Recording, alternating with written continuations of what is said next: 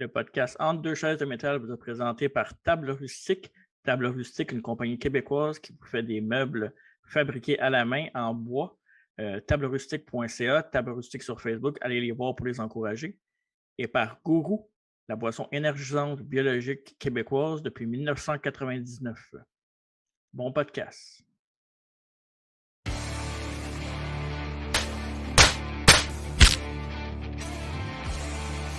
Master.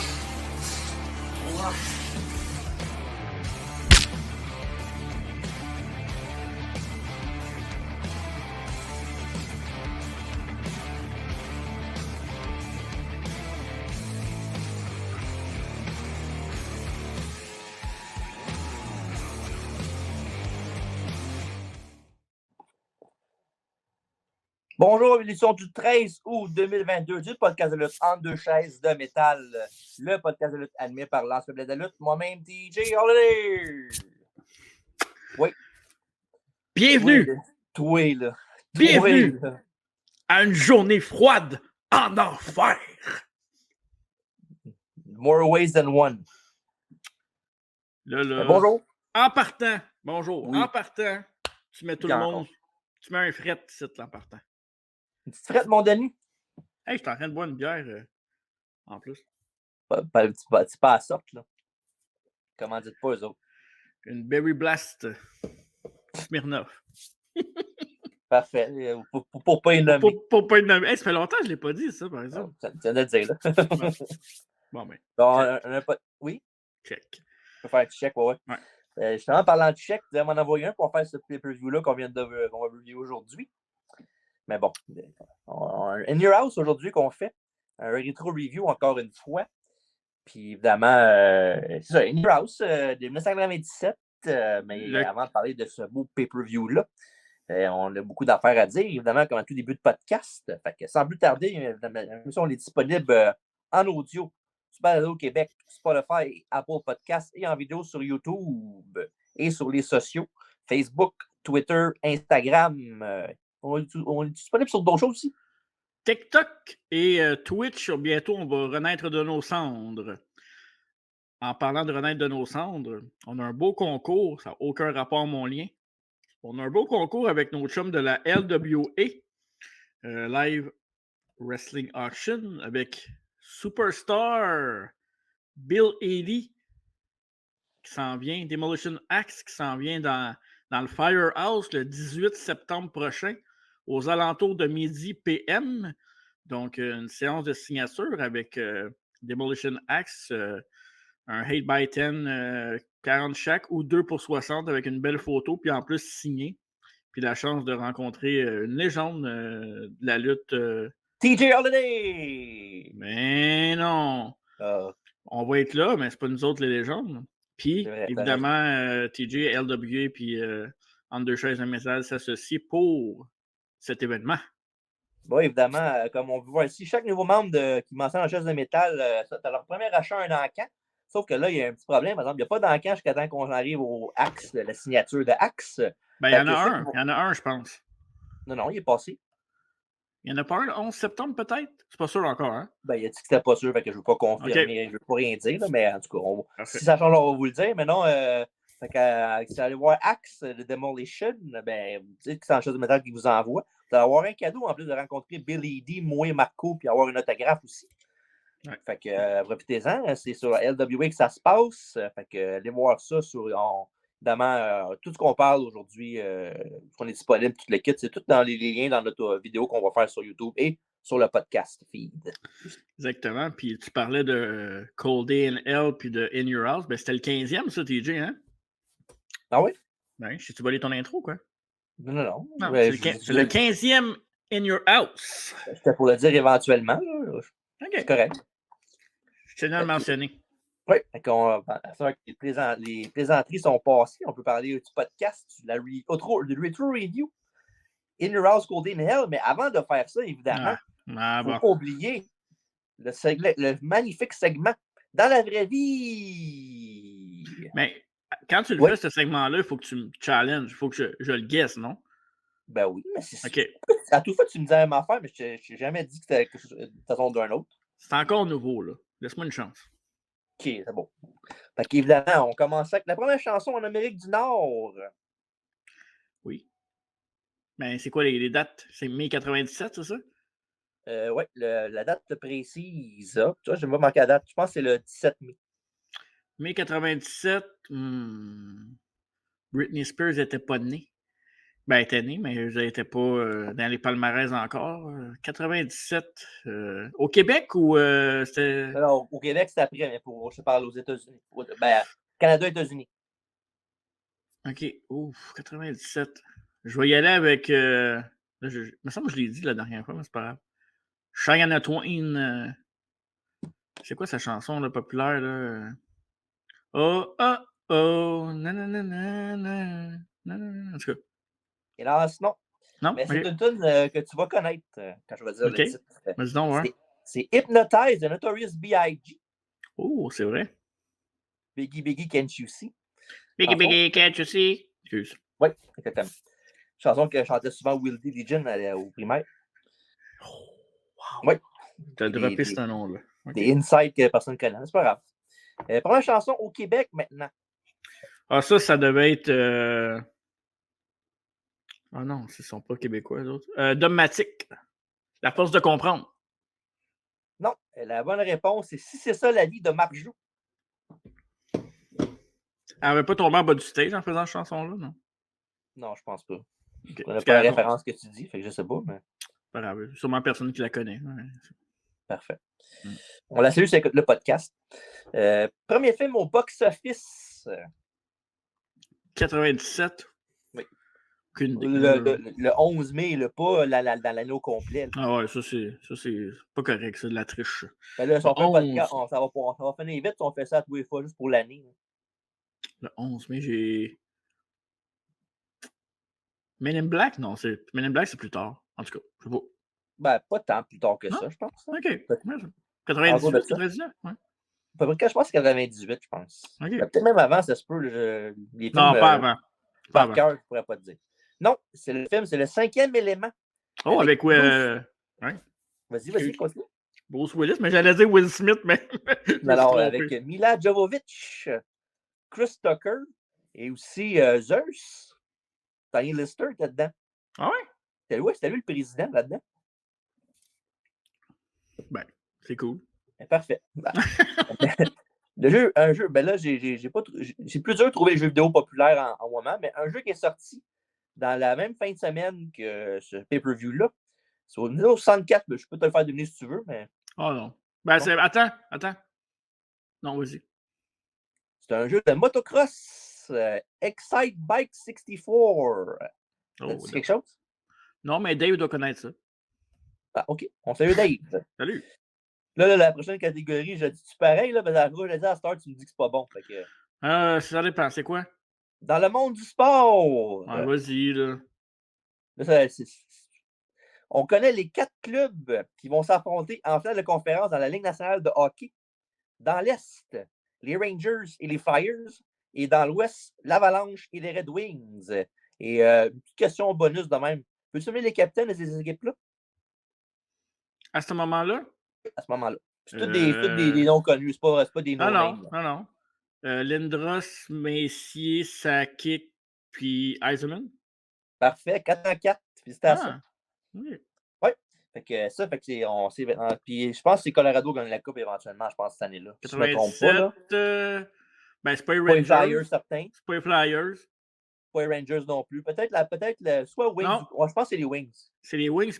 96, c'est l'Avalanche. Wings, 97, 98, je pense, je me trompe pas. C'est pas l'année où Roy a fait un arrêt, puis il a montré à Puck, puis il était tombé à terre, puis il a fait un but après. Là. C'est l'année de la bataille générale aussi. Ouais, avec Claude Lemieux, puis c'était Chris Draper ou McCarthy? Non, McCarthy. Ouais. Il avait ramassé Draper, c'est ça. Bienvenue à Entre deux filets, le nouveau podcast de hockey. Alors, c'est dans le monde du sport. Et dans la catégorie, dans le WF Magazine du mois de mai 97 du pay-per-view, ben, je peux te le faire deviner si tu veux, mais je l'ai à côté de moi. Fait que... Ça doit être Austin en 100. Ça se peut-tu? Non, c'est quelque chose d'inattendu un peu. Et voici la couverture pour ceux qui sont sur YouTube. Bret Hart et Bart Simpson se partagent le cover. Ouais. C'est ça. Puis ouais, Ah fait que. Oui, vas-y. Non, vas-y. Une affaire que j'ai trouvé bien drôle dans le magazine, si je peux trouver la page maintenant. C'est quand j'ai ouvert la page puis j'ai vu ça. Oh, Bob Backlund. Monsieur Bob Backlund, qui sa carte pas sa carte, mais sa lettre de présidence. Tu l'aimais, toi, Bob Backlund. Je me souviens, tu faisais, même quand tu luttais au début, tu faisais la prise du poulet tout le temps. Oui, c'était le temps humain, c'était malade. Puis ouais, fait que c'est ça. Fait que c'est ça. Dans la vraie vie de In Your House Cold Day in Hell en mai 97, le 11 mai. J'ai checké la date pendant qu'on parlait tantôt. Fait que ça, fait que In Your House Cold Day in Hell est, comme tu dis tantôt, le 15e In Your House de ce nom. Et il est fait le 11 mai 97 en direct du Richmond Coliseum de Richmond en Virginie. Évidemment, place d'où vient Mickie James, entre autres. Oh! Oui. Et dans le Excellent, Mickie James. Oui. Et dans le match du Free for All, Rockabilly avec Honky Tonk Man a battu Jesse James, le Real Double J. Puis il y a un autre match aussi, mais après le gala, qui était un combat entre les Legion of Doom et Owen Hart et le British Bulldog pour les titres par équipe, qui a fini par disqualification et victoire des Legion of Doom, mais toujours champion, Owen Hart et le Bulldog, qu'on va voir tantôt dans le pay-per-view. Puis je sais pas si tu voulais en parler tout de suite dans ce pay-per-view-là, dans le main event. Là, c'est le Dark Main Event, en fait. Là. C'est que... Non, on va attendre un peu parce qu'on ne va pas spoiler cet excellent In Your House. Mais tu savais qu'il y a eu beaucoup de pay-per-view back-to-back dans cette... en fait, dans ce laps de temps-là, parce que tu avais WrestleMania 13 qui était pas loin avant. Puis tout de suite après, tu avais Revenge of the Taker. Puis je pense 3 semaines après, tu avais Cold Day in Hell. Fait que le troisième, c'était Cold Day in Hell. Puis Cold Day in Hell venait après Revenge of the Taker puis WrestleMania 13. Fait que je pense que Cold Day in Hell, c'est pas un In Your House parfait, loin de là. Mais je pense que c'est un peu un downer quand tu as deux gros choix avant l'espace de quoi 6-8 semaines à peu près. Si je me trompe pas. Ouais, mais en même temps, les New House, ce qui fait là-dedans, c'est que c'est des shows d'1h30, 2 heures à peu près max. Fait que c'est pas comme c'est des régions, des pay-per-views de 3h30 comme à tous les autres pay-per-views ordinaires. Genre SummerSlam, WrestleMania puis tout. Là. Au moins, c'est différent un peu. Là. Puis, pendant qu'on parle, je me suis rendu compte que je vais t'envoyer les VS. C'est pas grave. Parfait. C'est pas grave. On continue ça avec évidemment l'intro du Payé pour voir avec des séquences de Austin et Taker avec leur voix par-dessus. Et ensuite, on va les commentateurs de la soirée, Jerry the King Lawler et Jim Ross. Et aussi, évidemment, les commentateurs espagnols, Carlos Cabrera et Tito Santana. J'ai bien aimé ça quand j'ai vu ça. Et évidemment, un petit peu plus loin, un peu de l'âme espagnole et américaine, Raymond et Jacques étaient là. Puis on les a pas entendus dans le pay-per-view, ils ont mis le volume des Espagnols 2 fois. Okay. Dommage. Ça, c'est 2 commentateurs qu'on a reçus sur le podcast depuis le début. Ça, c'est assez impressionnant pour des petits culs qui écoutaient ça à la télé. On est super chanceux de ça. On a fait le doublé qu'appelle. Mais tu parlais de Rockabilly contre, dans le fond, Jesse James. Jesse James, c'est que Rockabilly, ils ont ramené Billy Gunn dans la compagnie parce qu'il était parti un moment, je pense, après les Smoking Guns, non? Ben, il y avait un angle de blessure à Raw. À un moment donné, à la fin de, je pense, fin 96. Puis non, il était blessé, c'est ça. OK. Puis le match était tellement... apparemment que le match était tellement pas de heat, tout le monde s'en foutait, c'était boring au bout. Puis qu'après ce match-là, il aurait décidé de les mettre en équipe pour tester, vu qu'il ne savait pas quoi faire avec les deux. Là. Fait que pas longtemps après, on sait ce qui est arrivé avec les New Age Outlaws, puis Billy Gunn, Road Dogg et la DX éventuellement. Ouais, puis quelque chose quand même de très populaire à l'époque, puis vraiment une équipe iconique de l'histoire de la lutte, pas juste de la BF, mais de la lutte au grand complet. Je ne pourrais pas parier là-dessus après ce match-là. Non, vraiment pas. Fait que ouais, fait que c'est ça. Fait que le match numéro 1, on est déjà rendu là, c'est Flash Funk contre Hunhurst Hemsley avec Chyna à ses côtés. Et Chyna du début, là, vraiment, là, c'est différent de la Chyna de une couple d'années plus tard, mettons. Chyna qui voulait pusher To The Moon aussi. Là. Oui, en effet. Puis, disons que ça a commencé tranquillement, pas vite. Là. Mais non, disons que c'était impressionnant de l'avoir même à l'époque, les débuts. Là, parce que c'était vraiment un big deal au début. Ben oui, par la suite aussi, évidemment, mais c'était vraiment un big deal dès le début. Là, fait que c'est pas comme si genre c'était out of place trop longtemps. Là. Mais je parlais de ça avec quelqu'un cette semaine, justement, que China, on dirait qu'ils l'ont buildé à l'envers, dans le sens qu'ils l'ont amené avec les hommes, à compétitionner avec les hommes, puis après, vers la fin de sa carrière WWE, là, elle bataillait avec les femmes, mais elle avait déjà remporté le championnat intercontinental, elle avait déjà participé au Rumble, elle avait déjà battu des hommes. Fait que la mettre contre des. C'était qui? Ivory, Terry, Tori. Tu pouvais pas vraiment builder autour de ça, ça faisait plus de sens, là, selon moi. Non, mais tu sais, c'est pas comme si à WF dans le temps, c'était genre, ça regorgeait de talent féminin non plus. Non, In-ring, je parle, là. Mais bon. Parlant de talent féminin, les danseuses de Flash Funk, Tracy et Nadine, ont vu leur locker room saccagé par China et pour l'intimider. Puis ça a marché parce qu'ils sont pas là à soir, ils sont restés chez eux. Fait que, tant mieux. Good job, China. Ben là, tant mieux, c'est bien méchant, ça. Nadine, on n'a pas besoin sur le show. Puis il nous montre évidemment ce qui s'est passé la veille à Shotgun Saturday Night quand China a donné 2 low blows à Mankind pour libérer Hunter de Mandible Claw. On voit Mankind était heel à l'époque aussi, fait que c'est bizarre un peu. Il y avait beaucoup de Shades of Grey dans ce temps-là, le heel face contre face. Ben, c'est une transition aussi parce qu'il passait un peu de. Il y avait un peu un changement de garde en 96-97. On s'en allait vers une nouvelle génération de lutteurs aussi, des nouvelles superstars, comme dirait Jean. Des superstars. Et un début rapide de Flash Funk qui amène MZ au tapis avec un arm drag.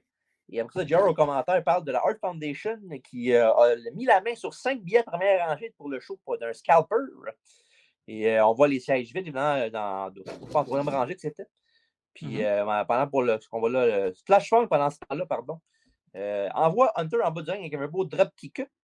Et après ça, il y a Flash qui fait un dive sur Hemsley avec une corde à linge. Et Triple H est comme pogné entre le bras de son opposant puis la barricade sur l'impact. Fait que ça n'a pas dû faire du bien. Puis Hemsley amène l'arbitre avec lui et Chandler en profite pour frapper Funk par derrière avec un beau clothesline. Après ça, Funk se baisse trop vite et Hemsley il va de sa marque de commerce, le Facebuster suivi d'un coup de genou à la Hardy Race. Et encore une fois, Chyna frappe Funk dans les cordes après une autre distraction de Hunter sur le ref. Après ça, un knee drop à la Hardy Race pour un jeu. On voit les influences de Triple H à l'époque. Et il calme le jeu avec un headlock. Puis Hamza a déjà plus d'idées de move après 5 minutes. Il a fait le même running knee qu'il avait il y a 2 minutes. Ben là, c'est vrai.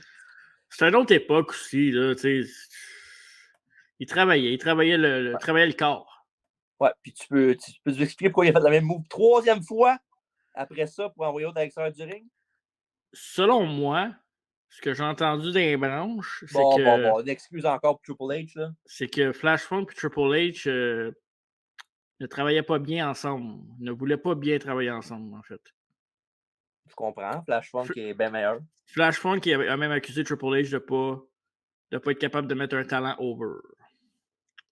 On voit qu'il a une belle carrière et qu'il n'a pas eu une. Ouais, tu peux pas juger ça là-dessus. Là. Ah oui, c'est vrai. Il y a Maria fille du boss, hein, c'est ça? Ouais, mais c'est parce que c'est ça. Vince a juste une fille. Il n'a pas deux. Hey! He's the boss now! Ouais, c'est ça. Bref, ça fait que, comme j'ai dit un autre, tout de suite après, quand on voit Flash Funk extérieur du ring. Et après ça, on a eu Triple H qui saute de la 3e corde, mais reçoit une grosse botte de Funk à la place et la foule s'anime un tout petit peu. Pas beaucoup, là, mais juste un petit peu. Une petite affaire. Ils ont baillé. Fait que, ils ont bougé. Comeback de Face et Funk fait une leg drop en tournant avec l'assistance du coin et ça lui vaut un compte de 2. Et après ça, on a un twisting crossbody du top, mais Funk ne fait pas le tomber, ce qui s'avère être une erreur. Spinning heel kick, il monte pour un moonsault, mais Hemsley le fait tomber paquet premier sur la corde. Ben, en fond, le turnbuckle, le coussin. Et back suplex de la 3 que Hunter fait tomber. En fond, c'est comme s'il était dans un moonsault, mais assisté, genre. Ouais. C'est vraiment, ça cool. Un autre, je fais bien des jokes sur Triple H, mais c'était un move cool, pareil. Un beau flash. Même si c'est pas son idée. Un beau flash funk, c'est ça? Ben là, tu m'étonnes, c'est ma faute. C'est pour faire mon comic, c'est vrai, j'ai oublié. Et après ça, Triple H, il fait son pedigree. Le pedigree is the solution pour le compte de 1, 2 et 3, victoire de Triple H. Et avant d'aller notre review du match, mais après le combat, pour bonne mesure, Chyna a pris Flash Funk, puis elle a pris sur ses gens, elle a levé dans les airs, elle l'a traîné en marchant avec, elle l'a fait tomber paquet premier sa corde. Fait que Bijou de la Familia de Flash Funk en ont pris pour son rhume à la fin du match. Fait que sinon, un match correct sans plus. Là. C'est payant d'avoir des bons chums. Hein? Ben, c'était un match répétitif un peu. Manquait d'énergie dans le match. Évidemment, la foule n'était pas là du tout. Il n'y a personne qui a embarqué dans ça. Puis, j'avais vu aussi, comme je te disais tantôt, China, il approchait To The Moon. Hein, dans ce temps-là, quasiment plus que Triple H. Là. Puis, c'était la glue de l'équipe. Exact. Puis, apparemment que c'est pas tous les talents qui étaient d'accord, évidemment, à jobber contre une femme à l'époque. Puis, Flash Funk en faisait partie. Donc, c'est un peu pour ça que le match, ben, pas juste pour ça, mais le match, là, c'est pas toujours tight, la chemistry. La chimie. La chimie, j'ai oublié le mot en français, je l'avais en anglais. Chemistry. Ouais, pour un gars qui parle mal l'anglais. C'est ça. Chemistry n'était pas là, puis Flash Funk, ben, il faisait son petit bébé Lala, apparemment. Comme j'ai dit, ben, il y en a un qui va être au Hall of Fame. Là, tu vas dire, ça veut rien dire, le Hall of Fame. Mais c'est ça. Tu peux y aller de ton opinion. Ah non, je suis correct. J'ai dit mon opinion que le match était correct sans plus. C'est correct. OK, parfait. Bon.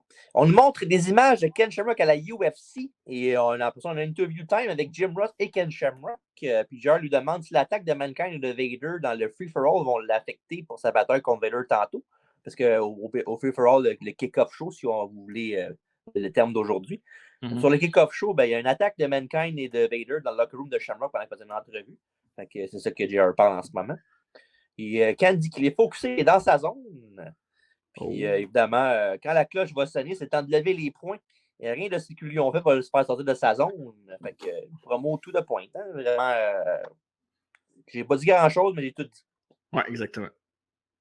Match numéro 2. Mankind contre Rocky Maivia.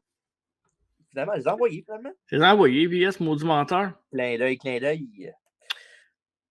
Oui, fait que ça, à la base, Mankind devait affronter Psycho Sid, mais il était blessé / quitté. Fait que, évidemment, c'est Rocky Maivia qui prend la place de Sid Vicious. Et on nous montre que Mankind a lancé une boule de feu à l'Undertaker au Raw de la semaine après WrestleMania 13. Et aussi à la revanche du Taker, ben, il a pris sa revanche, évidemment. Et quand il a lancé une boule de feu d'en face de Paul Bearer à la place, fait que, il y a quand même une histoire entre Taker et Mankind. Dommage que ce soit pas un match entre Taker et Mankind. Hein? Ouais, mais c'est un beau début de Rocky contre Mankind, par exemple. Ouais. Parce que faut pas oublier qu'un an plus tard, Survivor Series, The Rock devient champion, puis il s'en va avec la Corporation, si je me trompe pas, mon TJ. Oui.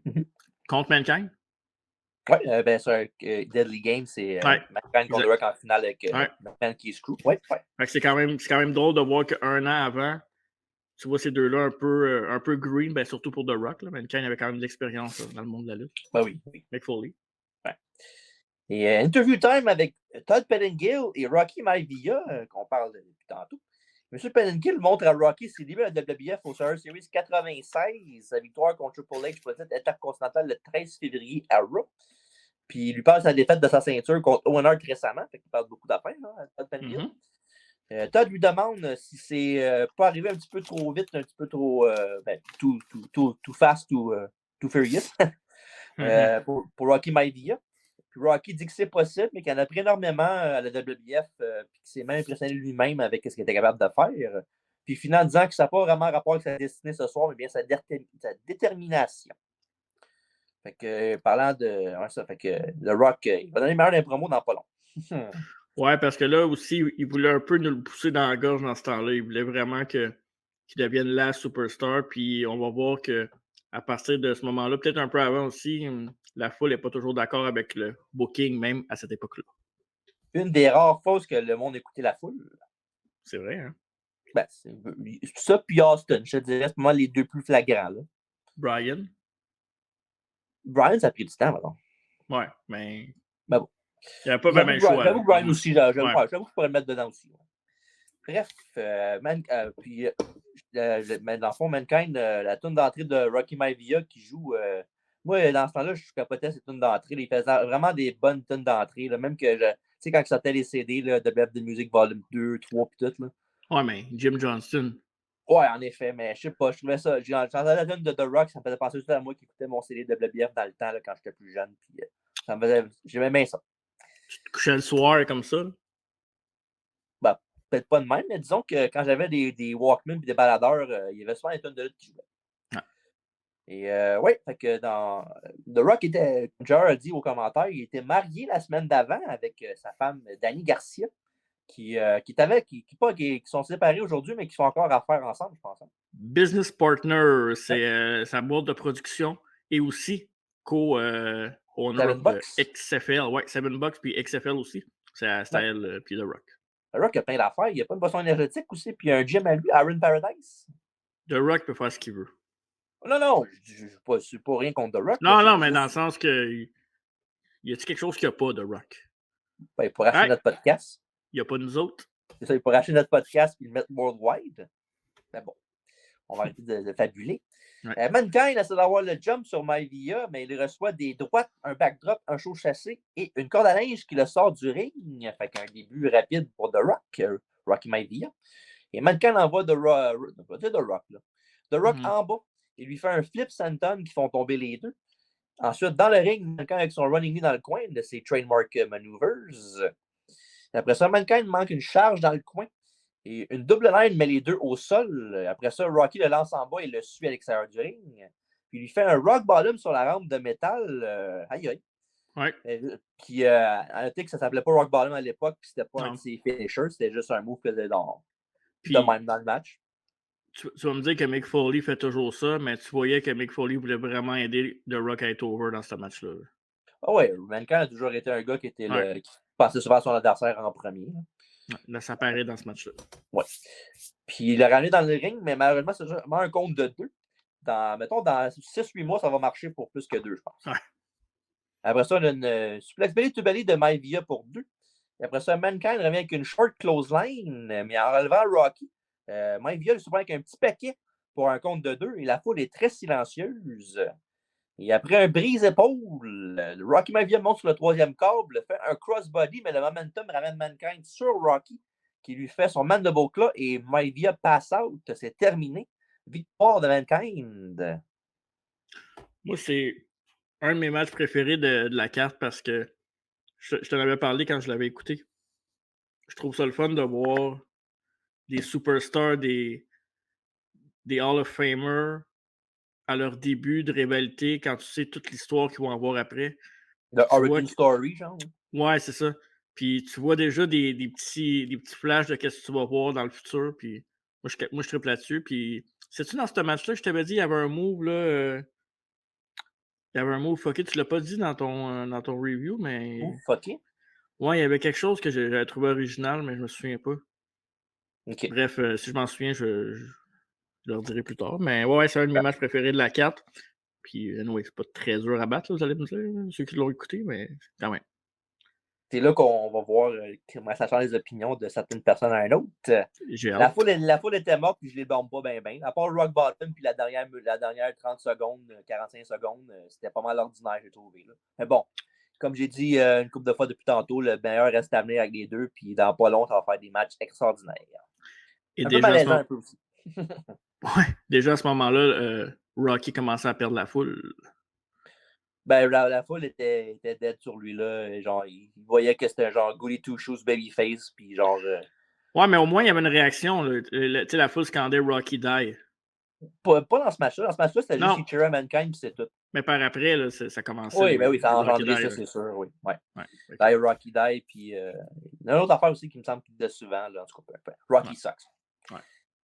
Et oui, fait que le meilleur reste à venir pour Mankind et The Rock. On nous montre ensuite ce qui est arrivé à Raw du lundi dernier quand Farouk a ordonné à Crush de faire un gauntlet match avec 3 adversaires pour envoyer un message à Ahmed Johnson. Puis Crush a vaincu les deux premiers gars, mais il a vaincu les 2 premiers gars, mais le 3e était Ahmed Johnson avec un manteau des Packers de Green Bay et un bas de nylon sur la tête. Et une des rares fois que quelqu'un portant un linge des Packers a gagné quelque chose dans sa vie. Une victoire d'Ahmed Johnson qui a surpris Crush. Puis parlant de surprendre, j'ai un fun fact pour toi. Oui, vas-y. Le premier adversaire dans ce gauntlet match-là de Crush était un certain Adam O'Brien, qui a par la suite été, qui est encore à il est à la WWE en ce moment, mais pas un rôle de lutteur, il est un rôle de genre D'agent. D'agent, si on veut, oui. Même un peu GM, des fois, à la télévision. Ring a bell. Oh! Adam Pearce, oui, c'était lui qui était le premier adversaire de Crush là-dedans. Puis il porte ouais. il a les cheveux longs, puis un pinch, puis il porte un singlet avec des couleurs, là, genre un singlet de jobber, mettons.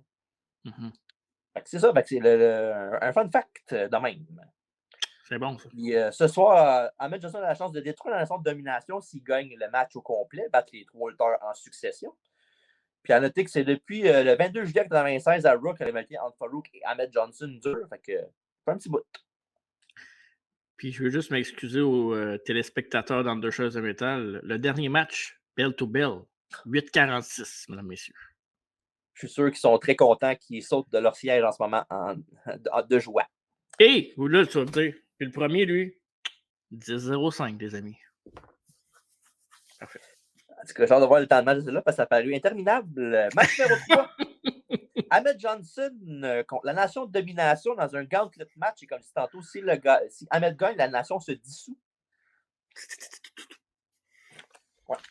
Et, on Farouk, est la nation de domination. Ouais. Farouk a dit au free-for-all que son épaule était encore blessée et qu'en plus, Crush est malade et que ça lui a mal à sa cheville. Fait que on voit les excuses qui planent du côté de la Nation of Domination. Et on a une interview time avec Todd Pettengill et Ahmed Johnson. Todd dit à Ahmed que les chances ne sont pas de son côté ce soir. Et il lui répond qu'ils ont toujours été contre lui. Il n'y a jamais eu de chance. Les chances ont toujours été contre lui dans sa vie. Puis si Farouk est un vrai homme, qui commence le gauntlet, c'est entre lui et Farouk qui n'est pas les deux autres goons qui a amené que ça se passe. Que ce soit lui ou la nation, ça se termine ce soir. Puis après ça, on a un méchant gros pop pour Ahmed, là, vraiment, là, un des meilleurs pops de la soirée, là, quand il était fait son tour d'entrée. Puis je parlais tantôt de WF de Music Volume 2, mais c'est aussi une bonne tune, celle d'Ahmed Johnson. Là. Puis on va se le dire, Ahmed, il avait tout pour devenir une superstar. Pour vrai, tu sais. Le Gift of Gab, il n'était pas si bon que ça, maintenant. Je vais faire le parallèle, puis tu sais, c'est un parallèle crissement boiteux, mais Bobby Lashley, là. Elle savait. Non, mais. Puis encore là, tu sais, avec le podcast, on parle à du monde, on parle de lutte, tout ça, puis je parlais de ça cette semaine aussi, puis Bobby Lashley, moi, tu le sais, Bobby Lashley, je le détestais, je voulais rien savoir, là. Mais depuis qu'il est revenu, puis la pandémie, hein, regardez son match qu'il y a eu à Raw cette semaine, là, vous allez me dire, ouais, Ciampa, le match était solide, là. Puis Bobby Lashley, pas le gars le plus charismatique au monde, là. On s'entend? Il était capable d'avoir le quoi de potable avec Omos, là. Fait que, tu sais, ton work ethic, puis t'as tout pour réussir. Le charisme après, OP est un manager, mais je pense qu'Ahmed Johnson aurait pu être un champion du monde si il avait eu la tête à la bonne place, d'après moi. Ça, puis les blessures aussi n'ont pas aidé, là. Entre autres, oui. Mais bon, c'est une autre histoire pour une autre journée. Exact. Et, le président de l'OBF, Gorilla Monsoon, qui est encore là à l'époque, il a ordonné aux membres de la nation d'aller dans l'entrée de ringside. Et le premier opposant de Ahmed Johnson est Crush. Crush attaque par en arrière, mais Ahmed le ramasse avec un punch. Scissors kick tout croche de Johnson. Après un body slam, Ahmed manque un elbow et Crush prend les devants. Tout ce que Crush fait, dans le fond, est mal fait, là, pour vrai. Ouais. Y a-t-il un lutteur qui a été poussé autant, puis aussi, avec aussi tant d'années que de personnages que Crush qui n'était pas si bon que ça? C'est un chat. Il y a plusieurs vies, là. Mais c'est parce qu'il je pense qu'il est juste qu'est-ce qu'il y a eu dans sa carrière parce qu'il était genre, il avait un bon look, puis il était bien fun backstage, puis on l'aimait bien. Je pense pas mal juste ça, je pense. T'es bien chum avec Taker aussi. Hein? Oui, je sais bien, mais je sais pas. Ça aide, ça. Ça aide. Il a été poussé partout, mais il n'a jamais été bon. Là. Le seul temps que j'étais jeune aussi, évidemment, c'est quand il était Kona Crush en jaune orange, évidemment. Là. Ouais, moi, c'est un de mes préférés. Ben oui, je l'adorais. C'est mon préféré, en fait. Je l'adorais comme ça, mais j'avais 7 ans. Fait que faut pas virer fou non plus. Là. Mais non, souvent, le seul temps que, même encore là, il n'était pas si bon que ça non plus. C'est juste qu'il était cool. T'sais. Bref. C'est lui qui avait attaché les pieds de Macho Man? Non, c'est le contraire. Ouais, que Macho Man avait attaché les pieds, c'est lui? Ouais, c'est lui. Ouais. C'est pas Adam Bomb, non. Je ne suis pas trompé ce fois-là. Non. Une chance parce que là. Ouais. Puis en fond, c'est ça. Fait que Crush, il fait ça avec un sleeper interminable. Ouais, mais c'est endormi, moi. Ouais, ben ouais. Tout ça t'a aidé ce match-là pour ton insomnie, je pense. Ouais. Crush dans la nation qui reste dans le fond là. Il a venez-vous-en, puis là, il reste là. Que Johnson le renverse, un autre coup de joint avec un pin pour un compte de 2. Et Crush quand même avec un power driver super dangereux, super sloppy. Puis il demande encore à la nation de venir. Hey, dude, arrête. Tu vois bien qu'ils ne peuvent pas y aller t'aider, Chris. Arrête de le faire 2 secondes. As-tu dit ça de même? Non, mais moi, j'ai dit ça de même parce que je suis de voir tous les fois. Je dis, venez. Il ne peut pas y aller. Son power from ringside, il est fatiguant. Moi, des matchs de même, là, en partant, là, tu me perds un peu. Il set up Ahmed pour son finish, le coup de poing au cœur, ce qui est un coup de poing au cœur. Ouais. Mais Ahmed le surprend avec un spinning heel kick et pour le 3, il finit ce match de don plat, ou comme dirait quelqu'un d'autre, un match de pisse. en 13 minutes 25 en plus, un long 13 minutes 25. Non, ça n'a pas duré de crush, le overall, tu veux dire. Là. Overall. Ah, t'as pas fini le match, excuse. Ben non, c'est un gauntlet match, il y en a d'autres matchs. T'en sortiras pas de même, toi, là. Non, je pensais pogner un shortcut, là. Bon, moi, ça me dérange pas, regarde. OK. Après ça se transforme en Ahmed Johnson contre Savio Vega. Puis là, je m'excuse, mais je mets mon pied à terre, OK? Ça va faire. No way que je vais faire un play-by-play pour, comme je fais d'habitude pour ça. Là. En fond, Vega domine avec de l'offense plate, des punches, des chokes, des stumps, des soumissions poches. C'est genre un genre Tatanka en heel, pareil. Ouais, même niveau de marde. Non, même style d'affaires. Un peu de respect. Même que la première version de la Nation de Domination là, avec Crush, Savio puis Farouk, là, puis la Million Corporation, c'est la même crise d'affaires. Pareil, même chose, la marde.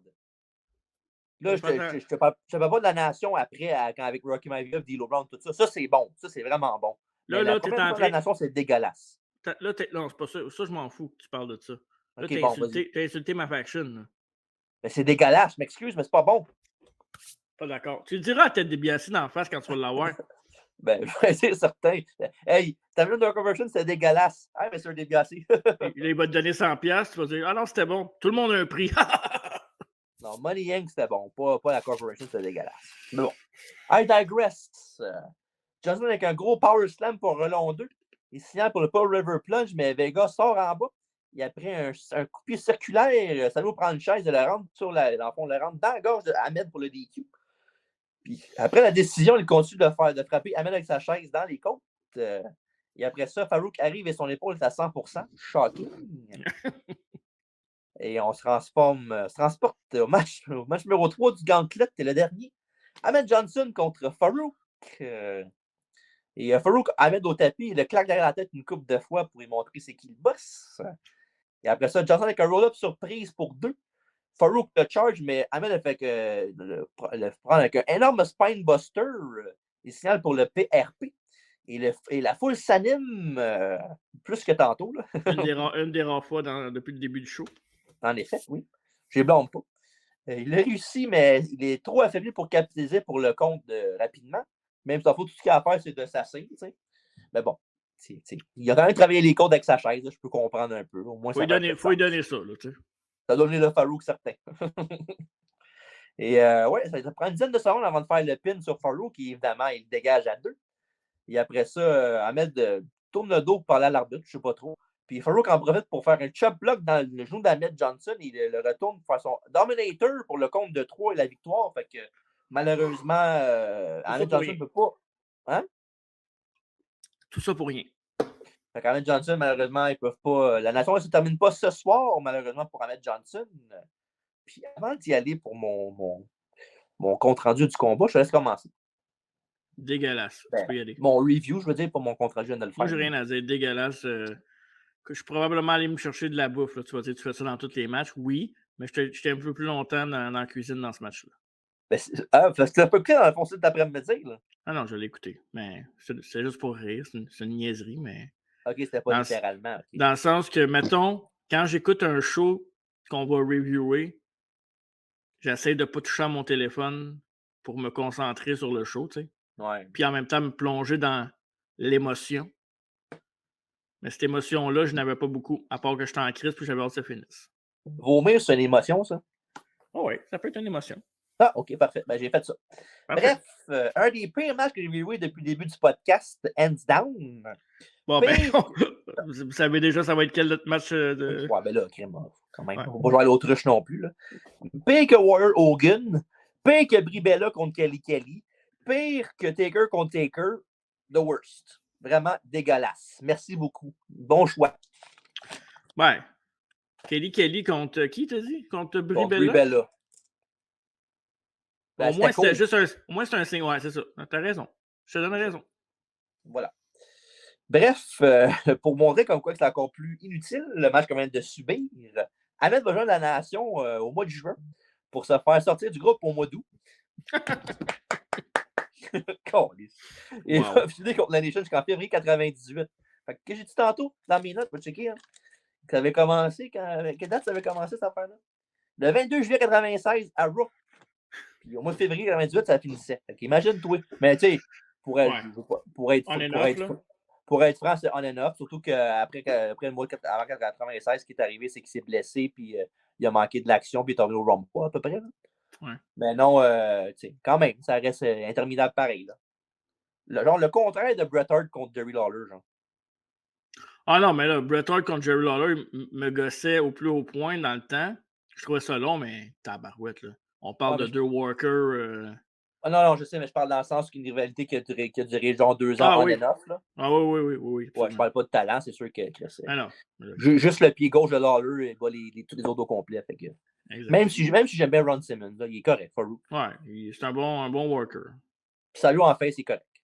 Bref, lundi dernier à Raw, Vader a battu Goldust et par la suite l'a invité Shamrock à monter dans le ring.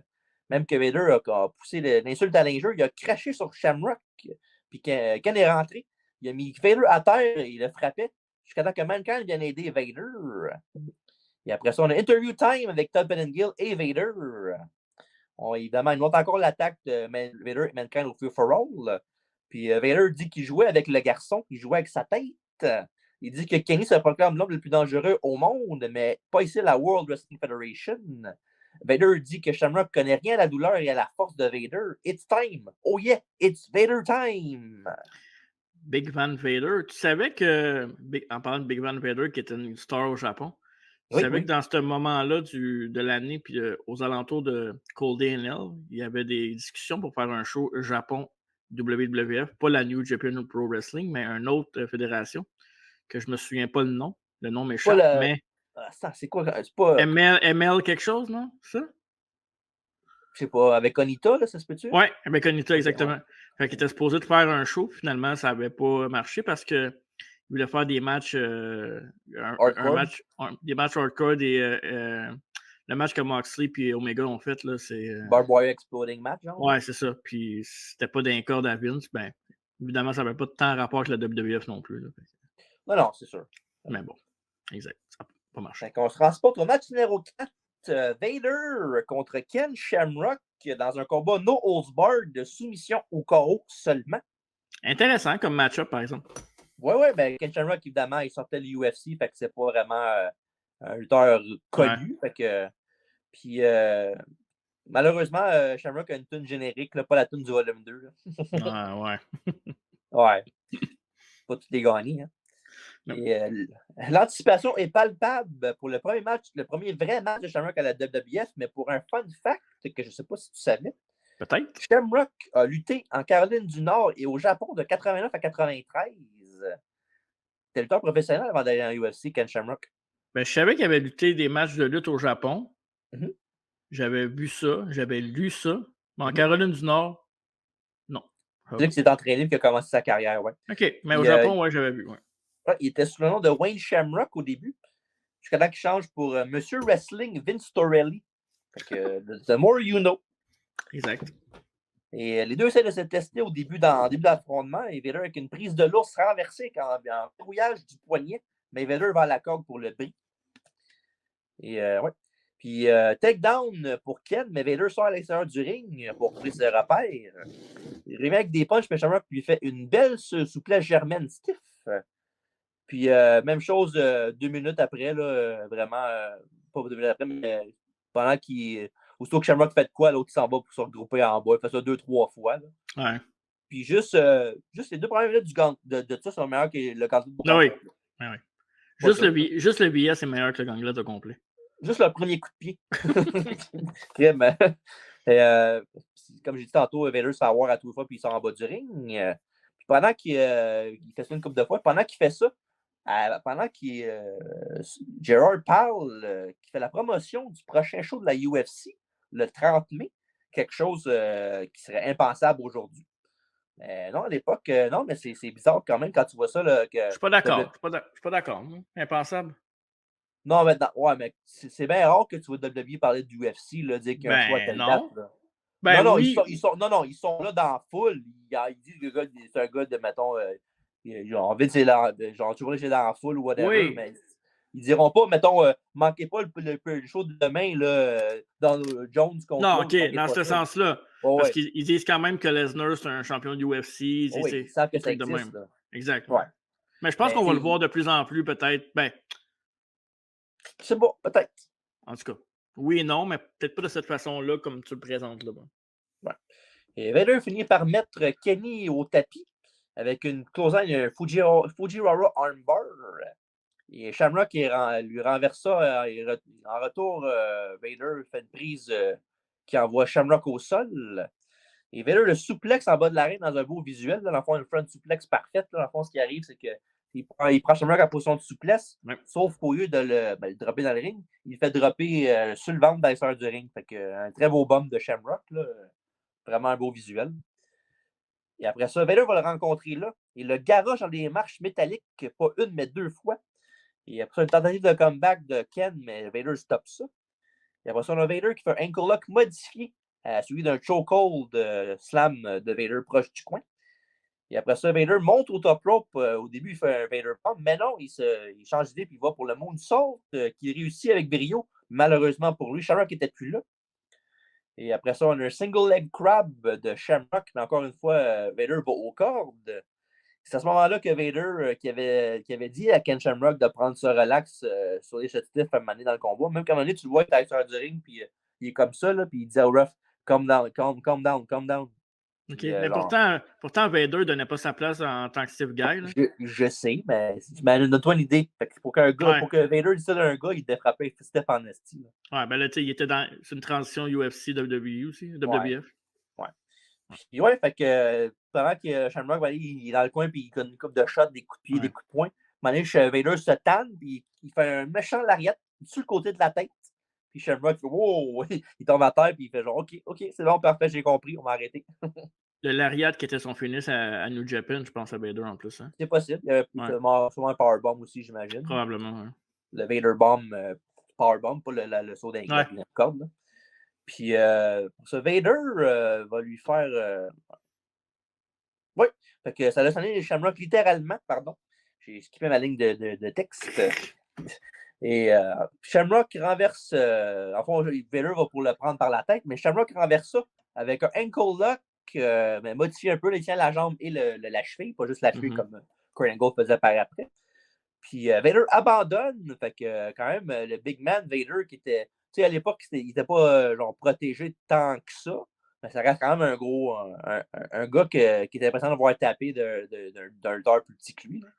Ouais, il y a eu des bonnes runs. Ben, une bonne run en 97, Vader quand même. 96-97, pas 96. Mais après ça, il commençait à fader out un peu du portrait. Évidemment, c'est sûr, il y a eu beaucoup de blessures. Puis ça reste un excellent big guy. Puis il a mis Shamrock over. Puis Shamrock est juste plus crédible parce que c'est un gars comme Vader qui était un monstre. Puis en plus, il était un gars stiff. Fait que, imagine. Mais non, c'était un très bon combat, même si c'était pas un match de lutte traditionnel, si on veut, là, qu'on était habitué à l'époque aux Amériques. Puis c'était rafraîchissant aussi de voir ça comme présentation de match. Là. Fait que vraiment, bravo, un très bon match, puis j'ai bien aimé ça. Puis je te fais une parenthèse. Oui, vas-y. Je pourrais le faire aussi. Là. Je pourrais dire que le match a duré 13 minutes 21. Mais je te fais une parenthèse parce qu'on parle de Big Guy. Savais-tu qu'à ce moment-là, la WWF, je pense que c'est 96, début 97, voulait ramener Yokozuna? OK, ouais. parce qu'il y avait besoin de monde. Il y avait beaucoup de blessés à ce temps-là de l'année de la WWF. J'ai lu ça dans mes recherches, puis évidemment, Yokozuna avait des problèmes de santé. Il y avait une infection, je pense, au sang, ou il y avait des médicaments qui ne pouvaient pas lutter. Je ne sais pas à quelle année Yokozuna est mort. Je pense que c'est 99, 2000? Non, un petit peu plus tard, 2003. Je peux lui parler. Continue de parler, je vais checker. OK, parce que c'est ça. À ce moment-là, ils ont reach out à Yokozuna pour voir s'il n'était pas intéressé à faire une mini-run, puis peut-être venant de WWF pour builder des stars. Et battre Yokozuna, c'est quand même un accomplissement. Ouais. 23 octobre 2000. OK, c'est ça. Fait que, évidemment, il y avait déjà des problèmes de santé. Yokozuna, je pense qu'il était rendu à un moment donné à 600-700 livres. Là, fait que, ouais. Mais, ouais, je pense que la bonne décision, c'est qu'il est resté chez eux parce que je pense pas que ça aurait été. On ne veut pas voir Yokozuna dans un état pitoyable comme ça. Ouais. Et, parlant d'état pitoyable, Vader boitait après le combat, puis il a la misère à marcher par la suite pour de vrai, là, pas de joke, là, pour vendre ce que Shamrock faisait dans Kayfabe. Puis Shamrock va prendre ça plus cool prochainement, puis il va être plus safe dans les rings, évidemment. Puis après ça, Shamrock va tranquillement pas vite commencer à feuder avec la Hart Foundation, pendant que Vader, lui, va être contre Taker avant de faire un face turn le lendemain à Raw. Le lendemain de son match contre Taker, je veux dire. En 97, la Hart Foundation avec Brett Hill, que selon plusieurs, c'est une de ses meilleures runs et un des meilleurs Hill à WWF. Ça, c'est quand même tout un accomplissement, sachant que Brett a fait 1000 autres affaires que ça. Pas peu dire. Puis il y avait aussi Brian Pillman comme membre honorable, comme un Ous honorable, si on veut, membre honorable de Hart Foundation. Il y avait même chose sa misaine en plus. C'est vrai. Puis pourquoi ils ont ramené Pillman dans le portrait? Ben oui, parce que c'est un ami de la Hart Foundation, mais c'était quoi le prochain In Your House après? Ben là, après ça, c'était King of the Ring. Là. Ouais, mais il y avait un autre In Your House aussi. Bah, ça m'échappe de même. Là. Stampede. Canadian Stampede, ouais. Qui était à Calgary. Quelque chose qui aurait été plus fun que WWF que ça. Là. Ouais, je me rappelle. Ouais. C'était à Calgary, puis c'est là que Pillman avait fait ses débuts dans la lutte. Fait que c'est 1 + 1, ça fait 2. Ben, c'est un survivant du dungeon. Exactement. Oui, fait que il montre encore les sièges vides réservés pour la famille Hart. Et on va après ça une interview time avec Todd Pettengill et Stone Cold de Steve Austin. Et Austin dit qu'il se fout des sièges vides, mais que ça veut dire qu'ils vont être plus proches de l'action. Puis après avoir botté le cul de Taker, ben, il va les prendre les 5 en même temps, ça ne le dérange pas. Puis il les renvoyer à Calgary en chaise roulante. Et l'enfer va geler pour l'Undertaker tonight. Puis that's the bottom line. C'est pas Stone Cold Setso encore. Puis corrige-moi si j'ai tort. À ce moment-là, Brett il est blessé au genou, puis il work à la télé pareil, même s'il se bat pas, hein, c'est ça? Non, je pense qu'il est à la télévision, il fait tous les tapings, mais il n'est pas dans le ring. Non. Non, il ne peut pas lutter parce qu'il est blessé, hein, c'est ça? Ouais, c'est ça. OK. Cool. Ouais. Ça, c'est ça. Ouais, fait qu'après ça, Taker lui montre que 2 semaines plus tôt, à Raw is War, Austin a lancé la ceinture au pied de Taker, puis il a fait son stunner. Sauf qu'évidemment, Austin n'est pas parti de suite, il est resté dans le ring, puis quand il faisait ses double bird à Taker, il s'est relevé en poignant par la gorge. Il a fait un choke slam, très beau choke slam en passant. Puis ouais, fait qu'on est prêt pour le match numéro 5. L'Undertaker contre Stone Cold de Steve Austin pour le championnat de WWF. Wow, hein? Et Austin devient l'aspirant numéro 1 au titre suite à sa victoire contre Bret Hart par DQ le mois d'avant à In Your House Revenge of the Taker. Et malgré tout ça, c'est contre Hart Foundation que Austin est en guerre en ce moment. Ils se sont rencontrés 2 fois seulement. Là, je parle de Taker et de Austin. Ils se sont rencontrés 2 fois seulement dans le build-up, comme entre autres celle que j'ai dit tantôt. Là. Puis sinon, c'est pas vraiment une rivalité tant que ça. C'est juste Austin qui veut challenge pour la belt, dans le fond, là, pas vraiment d'histoire de plus. Là. Non, exact. Puis à noter aussi que tantôt, on parlait de The Rock et Mankind, que c'était leur premier combat en pay-per-view 1 contre 1. Mais Taker et Austin aussi, c'est la même affaire ce soir. Là, il y a eu une couple de fois avant ça dans le show télévisé, là, surtout en 96. Là. Mais non, c'est leur premier match pay-per-view 1 contre l'autre. Fait qu'on voit déjà 2 rivalités du futur aujourd'hui. Ouais. Puis si je ne me trompe pas, c'est le premier match de championnat d'Austin aussi, non? Si je ne me trompe pas, je pense qu'il y en a peut-être eu un avant ça, je pense. Okay. Oui, il y en a eu avant ça parce que Rouse Final Four, le mois de février, il y avait le four-way avec Taker, Brett puis Vader. Okay. Au mois de février de la même année. Fait que ouais, il y a d'autres. Je pense qu'il y en a au moins un ou deux avant ça. Parfait. Et ouais, fait que ça, la full pop, pour les deux, évidemment, là, ça reste top face A puis top face B. Là. Ouais. Puis ouais, fait qu'un long face-à-face se fait interrompre évidemment par la Hart Foundation qui arrive. Brett est en chaise roulante grâce de Stone Cold Steve Austin qui a blessé la jambe dans un street fight à Raw quelques semaines auparavant. Et Austin profite que Taker est distrait par la Hart Foundation pour l'attaquer de dos pour commencer le combat. Punch et coup de pied, mais le Deadman lui rend l'appareil. Et Austin va à l'extérieur et tire Owen Hart par-dessus la barricade.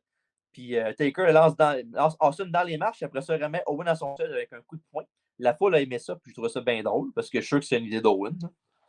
Ou bien ils n'ont juste pas dit pour faire un rib à Owen, puis ils l'ont pogné par la tête. Bien tatoué.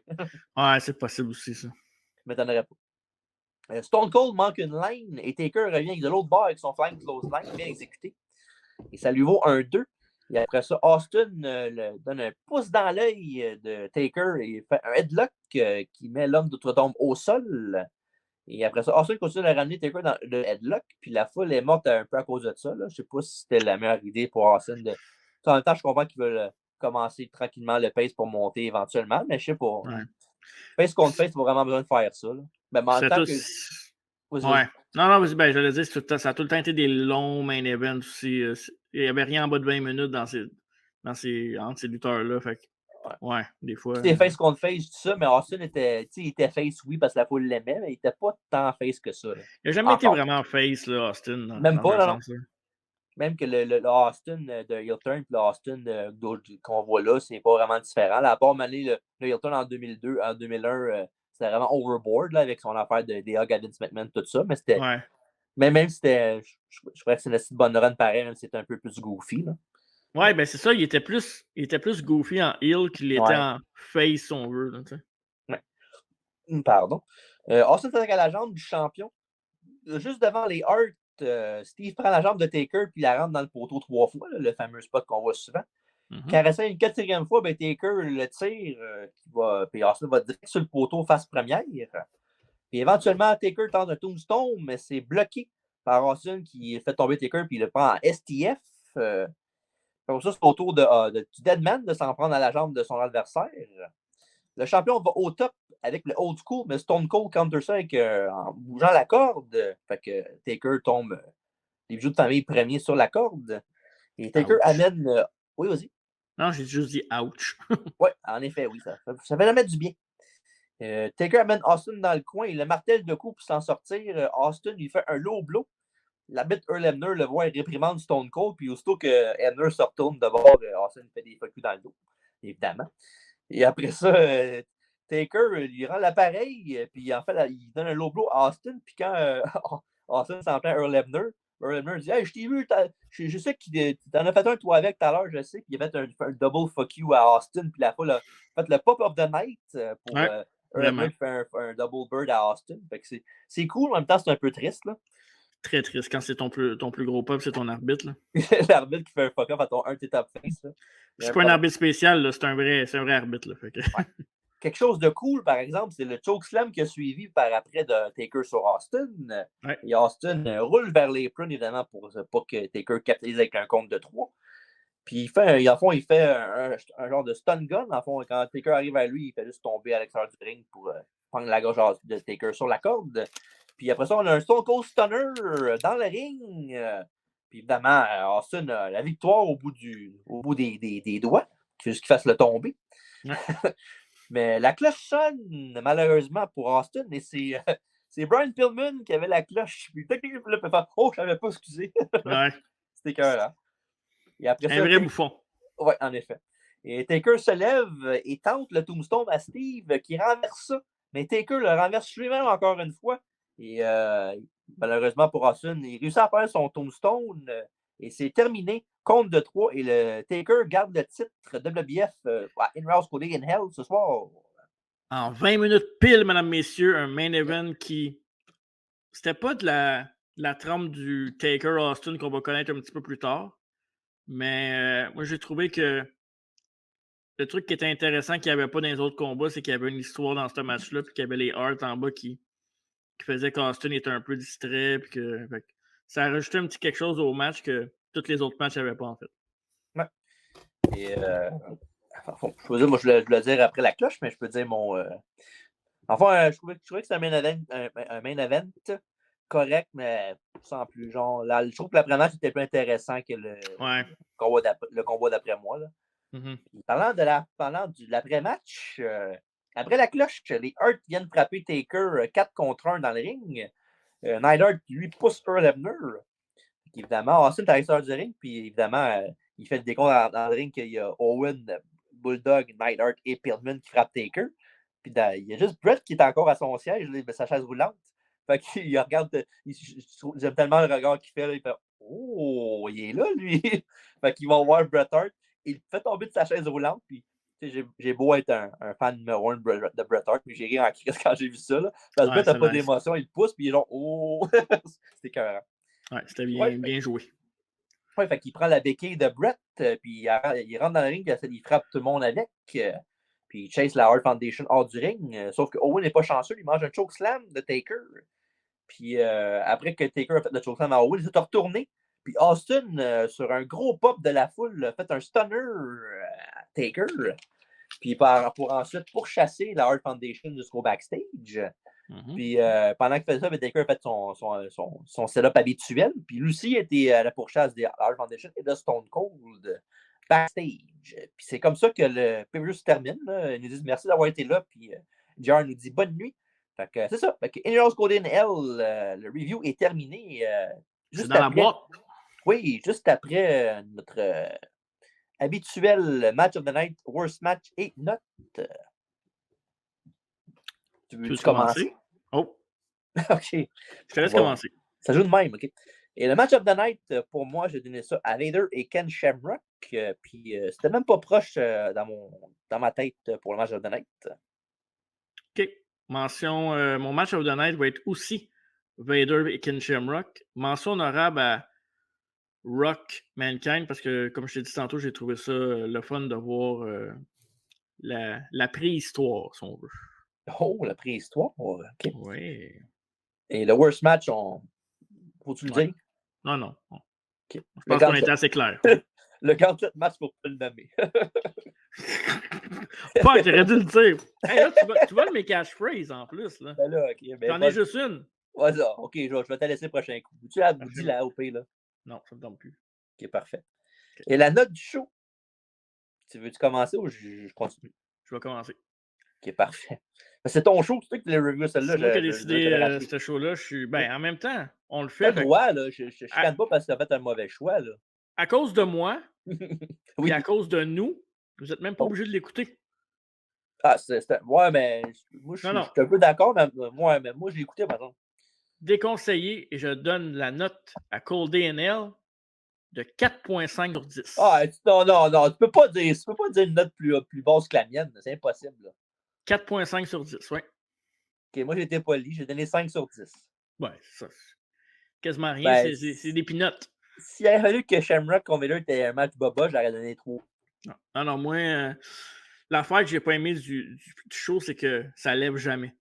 La foule est morte, les lutteurs n'ont pas l'air de vouloir être là. Sur papier, tu fais comme, OK, c'est pas la meilleure carte du monde, mais ça look. Ouais.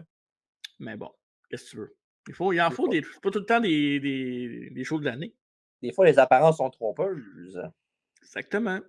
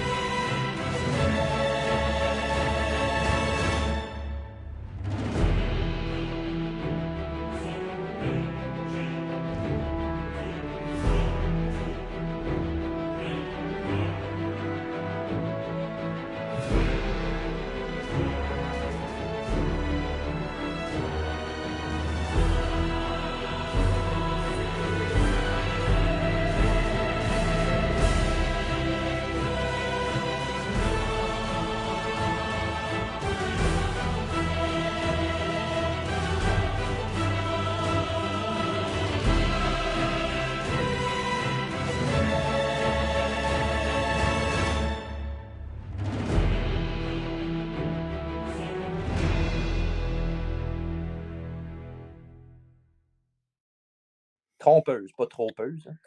Bref, c'est ça. On a dit de quoi, nous autres? Ben, on pourrait parler de ce qui s'en vient. Puis Ben d'ailleurs, oui, non, hein? Oui? T'as-tu le temps, finalement? Le temps? Non. Ah, Non. OK, c'est correct. Ben, parfait. On avait Mais un je vais le dire. on n'a pas le temps. J'étais censé faire un quiz à TJ, mais j'ai manqué de temps. Mais je vous promets que samedi prochain, vous allez l'avoir parce que je vais me préparer. Et en parlant de samedi prochain, on va le dire tout de suite. Et oui, on est de retour avec la bio et la biographie de Sherry Martel, l'excellente manager, et beaucoup plus que ça que vous allez découvrir dans la biographie ici, sur Entre deux chaises de métal. Qui est disponible évidemment partout. YouTube en vidéo. Ouais. Balado Québec, Spotify et Apple Podcast. Exactement. Puis, un autre parenthèse, parce que ça concerne les auditeurs, mon cher TJ, c'est que parfois j'ai des auditeurs qui m'écrivent en privé. Ça arrive. Oui. Okay. Puis, on me demande, c'est possible de faire des suggestions de podcasts? Ben oui, c'est possible. Fait que si vous avez des suggestions de podcasts, faites-le. OK. Ça veut pas dire qu'on va l'accepter. Oui, il y a quelqu'un qui m'a demandé une biographie. OK. D'un lutteur, tu veux-tu le savoir? Est-ce que je le nomme ou. D'un lutteur? Ah oui, OK. Non, mais. Non, d'un joueur de hockey, de Darren McCarthy. Ah, 2 filets. Mais non, on m'a demandé que, dans le fond, la personne voulait savoir si on allait faire la biographie de Rick Rude. Ah, OK. Et je lui ai répondu, c'était dans mes plans. Parfait. Fait que, peu importe qui il est, ben, ça s'en vient. Ouais. Puis tu veux-tu qu'on parle? On parle tout de suite? On va parler de notre mois de septembre tout de suite. Là, non? Ou on attend un peu? Samedi prochain? Oui, on va faire ça samedi prochain après la bio de Sherry Martel. On va vous dire notre plan pour le mois de septembre qui va être un mois spécial. C'est tout ce que je peux dire. Oui, puis on va probablement faire 1 ou 2 shows live d'ici la fin de l'année. On vous tiendra au courant. Puis on avait bien trippé nos 2 shows qu'on a fait live, dans le fond. On a fait un avec Bruce Hart et un avec Matt Seidel, FTM, la meilleure tourne d'entrée au Québec, Talk Kevin Brillant. Donc avec le Paradox et le Apex Championship Wrestling, on avait trippé notre vie. Fait qu'on on va vous dire ça dans pas long. Sinon, ben pour moi, c'est merci TJ. Excellent review comme d'habitude. Puis le mot de la fin t'appartient.